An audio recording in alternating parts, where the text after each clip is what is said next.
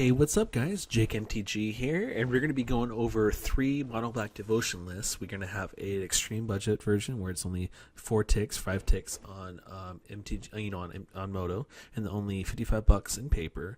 And then we have a more medium tier list, which is about like $250, and then we have the no expense, like just you have all the money for it, and you can go all in on Mono Black Devotion, which is close to $1,000.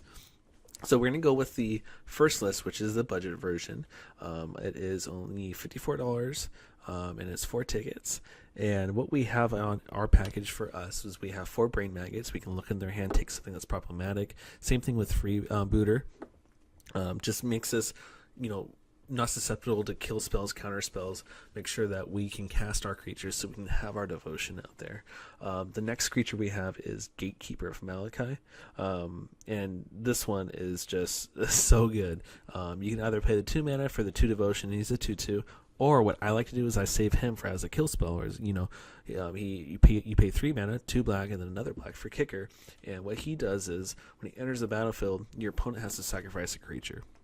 And so he can help you clear away so you can start attacking and with your bigger creatures and going from there. Our next one is help us gaining life, also killing creatures if we need to back up if they're like too fast for us. It is Gifted Aetherborn. He has Death Touch and Lifelink, and he's double black, which is great. The next creature we're going to be going over is Dreadshade. He's a 3 mana black, and good thing about him is like late game we have so much mana, we can use him as a mana sink and we can pump him up. So each black mana we put into him, he gets +1/+1. So late game he's pretty good. Next one we have is Dross Messenger. He basically is a recurring threat, and whenever he enters the battlefield, the opponent loses 2 life, but he enters the battlefield tapped. But still, when he dies, it does it again, so they lose 2 life because he hasn't died. He comes back with a +1/+1 counter, so he is a 4/3. So this card is really good. He's probably the most expensive card in the deck at the moment for this budget version. Next we have is Nightfall Spectre. Standard All-Star back where it was mono blue and mono black back in the day with Theros. And this card, whenever you swing and deal damage to your opponent, you get exile top card of the library and you can play it. So it's pretty good. I like it. It's 3 devotion, flying. You can go over the opponent's head. And then the next one that we have is Grave Merchant. This is the card that lets us drain our opponent for how much black mana symbols that we have out in the battlefield. And it is really good. We also get to gain the life against the aggro matchups, against burn. It's great. So that's why he is the staple card in all of the decks that we have today. And then for our kill spells, we have Victim of the Night. Pretty much kills everything in Modern. You don't really see vampires, werewolves, or zombies, so that's great. Go for the Throat is basically destroy target non-artifact creature. And so if you play against Affinity, it's like, oh well, you can't really kill him, but against all the other decks it's pretty great. And then for our card draw, we have Underworld Connections. It's 3 mana. You attach it to a land that you control. You can tap that land, pay 1 life, and draw a card. So that's good as well. And for the sideboard, we have the Crypts against the Dredge decks, Doomblade, another kill spell, Duress against the control matchups or anything that has a bunch of instant or sorceries. We can get those out of there. We don't want any kill spells for our creatures. We don't want any counters. We have Drown in Sorrow against any of the tokens list, anything that has low toughness, we can get rid of them. We have Ob Nixilis against the control matchups, and we have Ranatir against Tron, or anything that is cares about their land base. So this is the budget version. Let's hop on over to the $250 version. So as you can see, just by the image right here, that is one of the best cards in the list. What we have, the same package, the Brain Maggots, the Gatekeepers, the Aetherborns, the Freebooters, the Death Shades, we have the Messengers, but then we have Phyrexian Obliterator. He is a 5/5 for 4 black, and he has Trample, and whenever that is dealt damage, the source of that owner's damage, say if your opponent tries to lightning bolt it and it's 3 damage, they have to sacrifice 3 permanents. So it is pretty gross that it's unblockable almost. They have to kill spell it. And the cool thing about this is I play Arena in the list. So Arena is when you can tap target creature you control and target creature the opponent controls, and then they fight.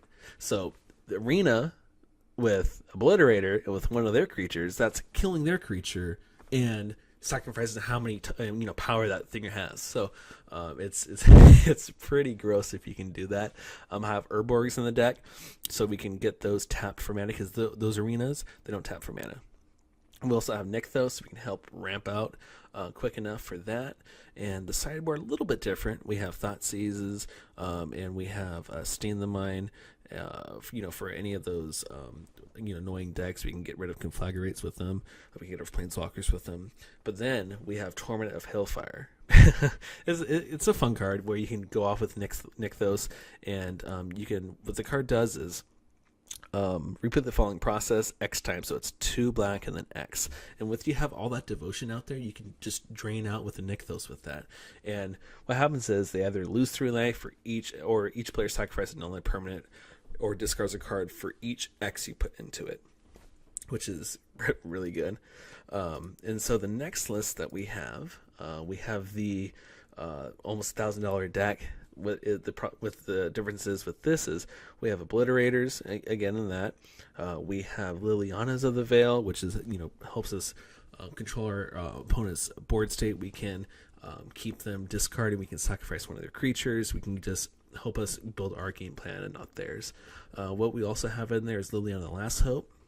We can keep plussing and hopefully alt and just make just a mob of zombies out there.